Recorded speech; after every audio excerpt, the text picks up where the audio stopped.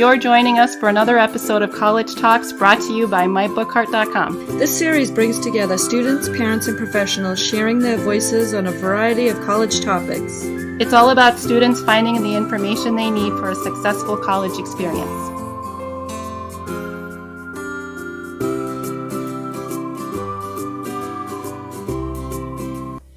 Welcome to College Talks with your hosts, Hannah and Carrie. Our topic for today is finding a job after college. For this episode, we have our newest guest, Matthew. Hi, Matt. Welcome to the show. Why don't you introduce yourself and tell us a bit more about your college and professional background? Sure, of course. My name is Matt Calcagney. I am a professional with Quinnipiac University. I oversee their marketing and sales of athletic events, and I am also a board member for the Pulse Young Professional Group, which is out of New Haven County, and I'm just happy to be here with you all today. Thank you. We appreciate you coming on the show. What is Pulse? Pulse is comprised of 8 members initially serving on their board. I'm one of them, and we have a great relationship with the Greater New Haven Chamber of Commerce, which is rare for a lot of young professional groups. But our mission is really simple. It's really trying to bring young professionals together just from various industries and connecting them, not just with each other, but also leaders within our community, whether that's through networking, educational, or social events. And it's just a group of young professionals trying to better themselves to really engage and learn more about the local community and really find opportunities as well through the relationships that they form as a member, part of our group. Okay, great. How does Pulse help students find a job after graduation? Pulse really has a variety of opportunities for graduates or anyone just kind of looking to find a job after graduating. We do that by really setting up networking events. This helps grow their marketability and expand their brand. Throughout the year, we'll coordinate a number of workshops, meetups with local professionals, supplement with professional development events too. For example, this past fall, we had one of our signature events where we invite local guests to really speak and set up like breakout sessions that are specific to certain, topics. One of which was like LinkedIn. I know a lot of universities now might require a student to create a LinkedIn account. Essentially, in my opinion, LinkedIn is a professional version of Facebook. And I think it's underutilized for a lot of students or graduates looking to enter the job market. So we had somebody speak about that and really best practices on how to use that tool to market themselves and to others. But then we also had Lee and Best HR consultants join us also to really speak to resume building and best practices for interviews. And then finally, I think our last professional we had was a photographer. What they did was they provided headshots, professional, high quality headshots that somebody could come in, take, and then they would send back to the graduate or young professional that took them that day. And again, they could use that as their new LinkedIn profile picture or any other social picture. In terms of Pulse and students finding jobs after graduations, there's growth opportunities that we provide them that we hope will kind of enhance their brand and marketability to local businesses. But also with our relationship with the Greater New Haven Chamber of Commerce, we have great resources where they know what businesses are hiring, and great for us to really place people if they reach out and let us know what they're looking for. Go onto the Greater New Haven website, the jobs tab there. That you could just really scroll down, and if you see something as a graduating student, reach out to us, and we'd be happy to kind of put you in contact with somebody that's more knowledgeable about that job or what you're looking for. Great. Who can be a member? How much is the membership fee? And what does the membership fee include? We don't really go by guidelines of who can be a member. I like to say that anybody can be a member, but typically we do find people that are either 21 or between the ages of 21 and 40 or so. It's where we find a lot of our members kind of falling in that age range, but they come from all different backgrounds and in industries with experiences. In terms of who can be a member, pretty much anybody if they're motivated to join us and be part of kind of what our mission is.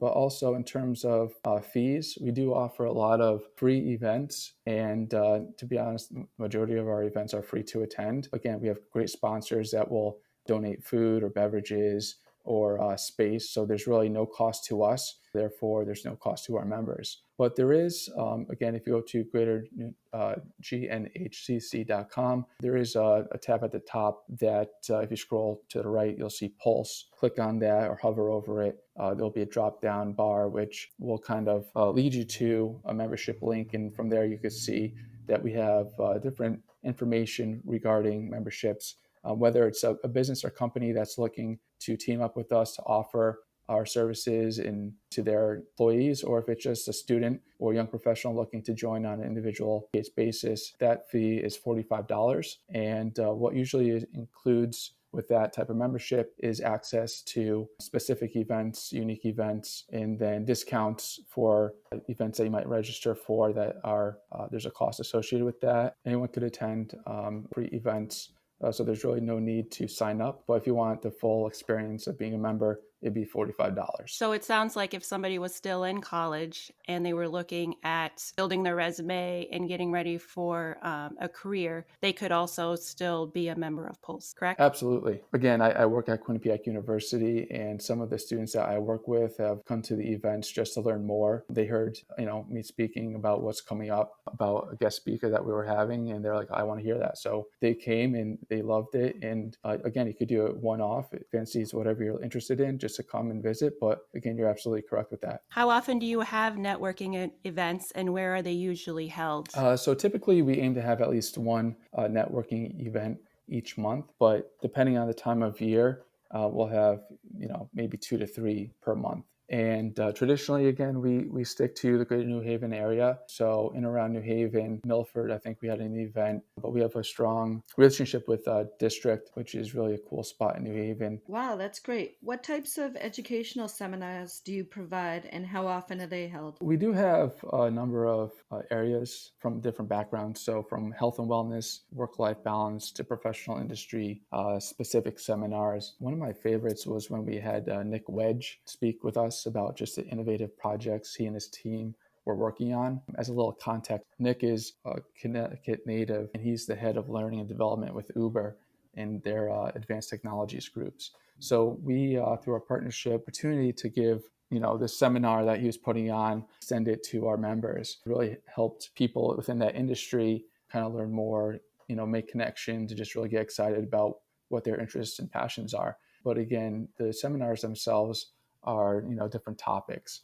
That's just one example of one that we recently did. So when I was reading up on Pulse, I went to the Pulse website and it mentioned that you are involved with community service projects. Can you tell me a little bit about that? And do you have to be a member to get involved? You do not need to be a member to get involved. We do like to, as a community group, we like to give back and support the people that support us, and just really take care of people that can't take care of themselves. Recently, we've teamed up with Yale New Haven's Children's Hospital to do like a toy collection around the holidays to donate. And then we also planned to team up with Fish of Greater New Haven to really, like, as a food drive. They're a nonprofit that really delivers groceries to folks who are either homebound or really in need in our community. So those are just 2 quick groups that we've worked with. We're open to other relationships, trying to help out other nonprofits as we can. But those were the top 2 off of my mind that really speak to what we do for the community and the projects that we try to be part of.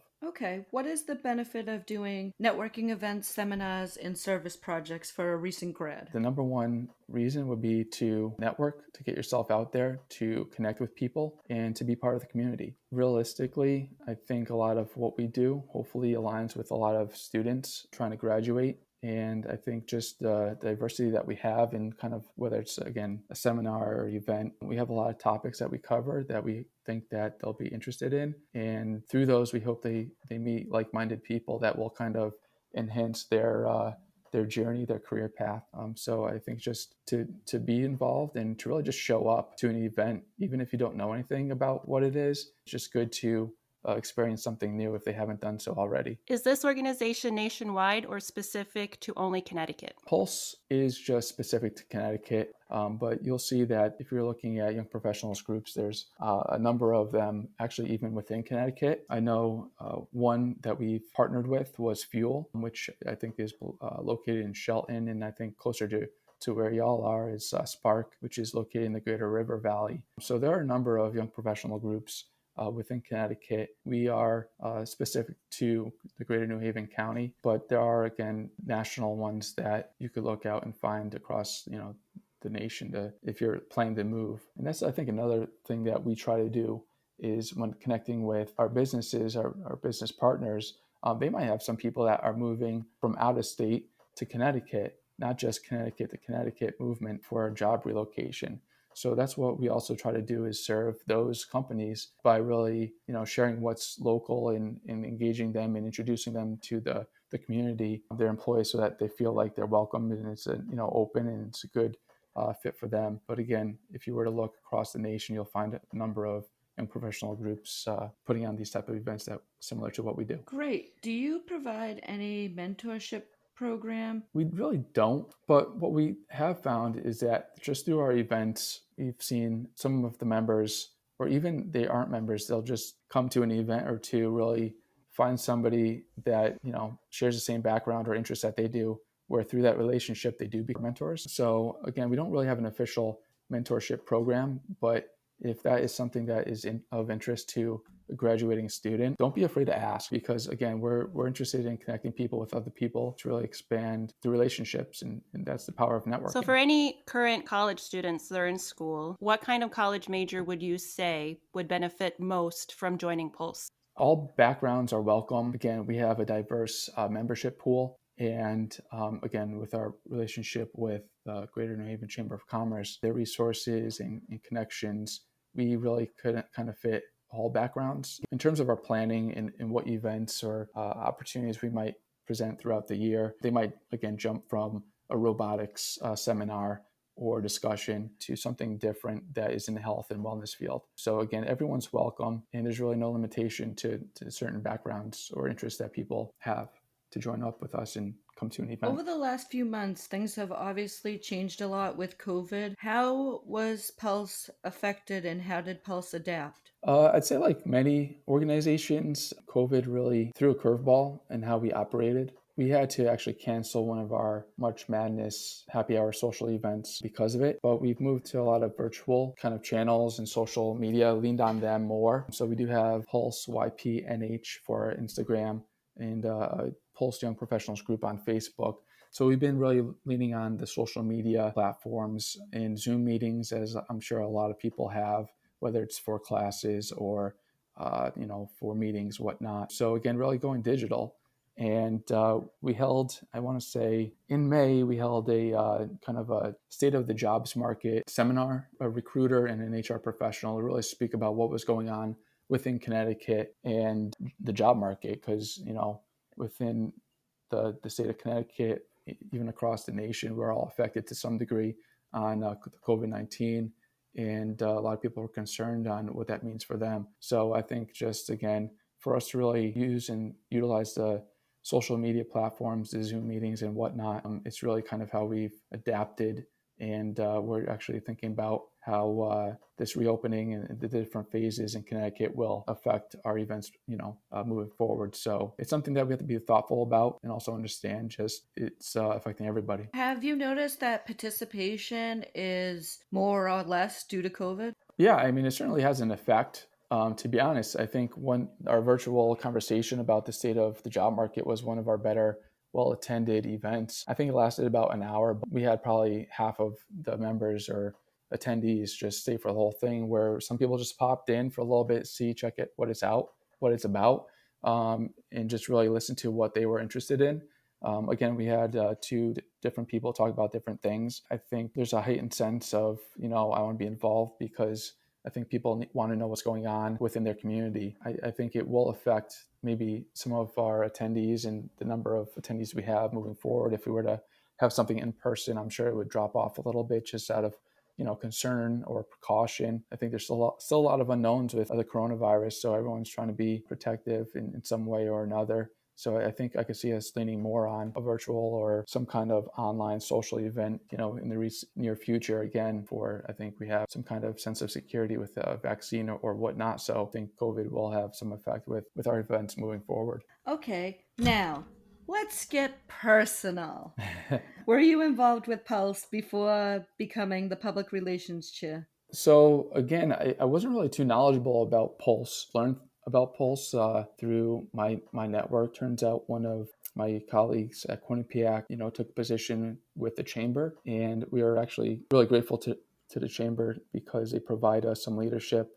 I know Garrett Sheehan and Tamika Miller and Jesse Phillips now do a great job for us and with us. It's really through my network that I learned more about Pulse. And when they had an opportunity that they said that they had an opening for a chair on the committee. So I said, this is something I want to be part of, and kind of how it came to be. So does this program help you personally? Absolutely. Again, it's really extending my network. I've met so many people through Pulse. It's just unbelievable. At first, like, you have to kind of go slow because it's just like a new change, and there's so many names and faces, and it take time to learn like a lot of people. So again, in terms of my career, I think it's great just because it extends my network. And if I have any questions, like, I think a lot of people could be pigeonholed into what their job role is and really don't have a resource to reach out to. And I think through Pulse, that's kind of allowed me to know many people in different industries that I could really reach out to and bounce a question off of them if I'm just curious or want to learn more. So I think overall in the long term, it's going to be a great move for me just to become part of Pulse. You mentioned earlier that you work at a college. Are you involved in any other college-related organizations? My work with college in Quinnipiac athletics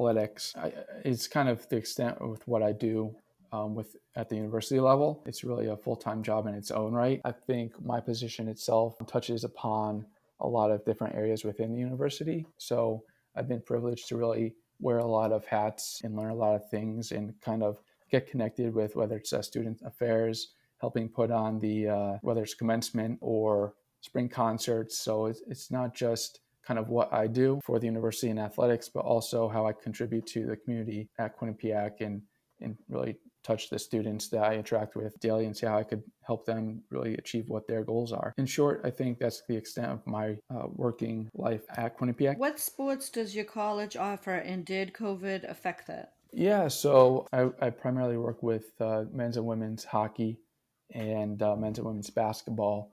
And at the time, in late March or mid March, we were looking to go to our playoffs for basketball. We were going down to Atlantic City for the first year as part of the MAC championships for basketball, and then we were looking to host the quarterfinals for the ECAC men's hockey. So in the middle of that, we knew that COVID was really on the horizon. Months ahead, Quinnipiac actually pulled many of their students out. They can't force them, but they suggested, and a lot of them followed suit, that they leave Italy for study abroad. That was, I think, earlier than a lot of other universities did it, and I think a lot of people are thankful for that. So again, just not even on athletics, but university-wide, like this whole COVID-19 and has had a trickle-down effect with everyone. We have a lot of Ivy schools that within athletics we play and compete against. On the hockey side, ECAC, and we were actually looking to go up against Yale. Their athletic director and the leadership team decided that it's in the best interest that they pull themselves from competition, just because they didn't want to put their student athletes in harm's way, because there's a lot of uncertainty, and just out of precautionary reasons, that's what happened. So then we were scrambling to find and see who our opponent would be, and I think it was Princeton at the time. Everything happened so quick that the NBA was, I think, the first professional league that really made a decision to cancel or suspend the rest of their season. And really, again, within athletics, once that was made, I think everyone else followed suit, and we were shut down and really trying to figure out to navigate to the online distant learning type thing, but also to really stay connected with our student athletes, just because there was so much change happening so quickly. I think communication for us was very important. I think overall, we did a great job at managing that as best as we could. It sounds like you guys did a great job. Is Quinnipiac planning on offering sports in this fall? Oh, yes. So as of right now, we're planning for a full season for fall and winter sports. Again, primarily speaking about the basketball and hockey seasons. Now, there might be some fall sports traditionally that start earlier, like soccer's, that might be affected. Again, with COVID-19, we've really looked at reducing the distance that a lot of our teams travel, whether it's on flights or busing and whatnot, not just due to precautionary reasons, but I think mainly for that. I think those types of sports will be affected, where they're going to have a shortened season, which might eliminate some non-conference games but still have their regular conference schedule and a championship at the end of it. So again, the earlier sports that are supposed to report will be affected, I think, to some degree.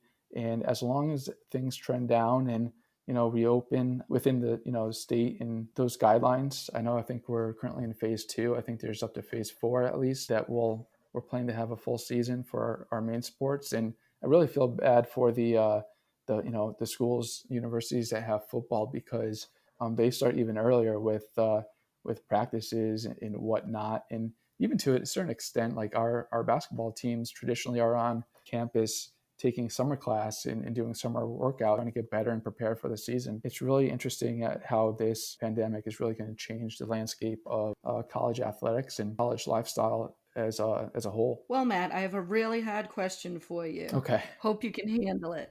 What is your favorite sport? I have to say football. It's my favorite, but second would be baseball. I love sports. Always grew up playing them, so pick one, I'd say it's football. Okay, we know our listeners want to know, what's your favorite team? For football, the Indianapolis Colts. What? Not the Patriots? Not the Patriots. I just want to have my own team. Everyone is whether on the Patriots or the Giants, but I just wanted my own team. And at the time, I was a big fan of Peyton Manning. So wherever he gets drafted, that's the team I'm going to kind of latch on to. And even when he moved on, I was still a Colts fan. So that's how I led myself to Colts. But baseball, Dodgers and Yankees, and then basketball, Spurs. Gotta love Tim Duncan. And I went to school at Siena College, so in terms of hockey, I'm a Sabres fan. So eclectic group there, but those are where my professional allegiances are. So one last question, and it's back to talking about Pulse. How does Pulse advertise to college students? Actually, we have a sponsors is Southern Connecticut State University. We've kind of partnered with them to kind of get into at least that university and share kind of what we are about with their students. And also as a Quinnipiac employee in new leadership with us, with Judy Olian, she's become more engaged with the Chamber of Commerce, Greater New Haven Chamber of Commerce. We're starting to market more direct marketing. We do have pamphlets, we do have a website, we do have social media. So it's really, we have to kind of enhance our efforts to really get out to more eyeballs and really share our story and how we could help others. And I think once we do that, our ranks will grow by a lot. And I think one of our growth opportunities is really looking at the colleges and seeing a lot of people within the state, finding them local jobs to stay within Connecticut. So again, we have some work to do, but I think we're going to try to utilize all channels that we possibly can. Thank you, Matt, for coming on our show and offering all this valuable insight on finding a job after college and networking. We loved hearing your perspective on how to succeed after college. We are all about professionals helping students. We hope you will join us again for another episode. I appreciate it. Thank you. Here's to another successful episode of College Talks. Please follow us at My Book Cart on Facebook, Instagram, and Twitter to stay up to date on any new episodes.